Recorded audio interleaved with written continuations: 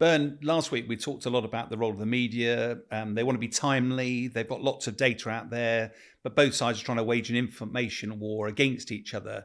So how do we know what to believe? So you'll see on the screen a picture of John Kaczynski. He's an Israeli. He was beaten up in his own town for criticising the Israeli effort in Gaza and particularly the bombing.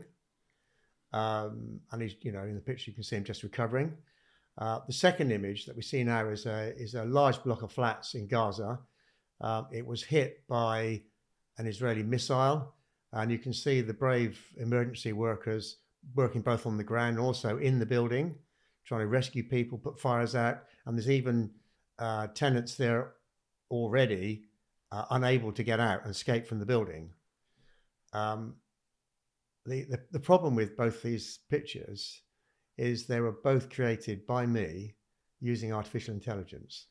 And this, for me, this was quite disturbing because before we came on and started recording, you told me about this and I genuinely didn't believe you.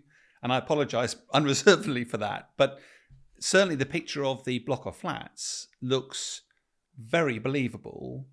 And the fact is that neither of us are technical wizards here. So the very fact you can produce something like this, there are people who are a lot more competent than you and I at doing this.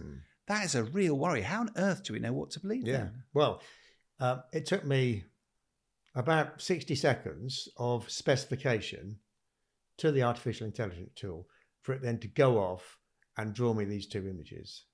And it got it wrong a couple of times. I went back and we did it again.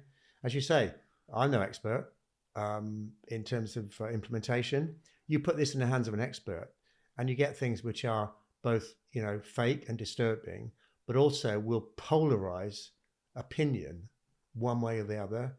And that's the aim. So now we know that.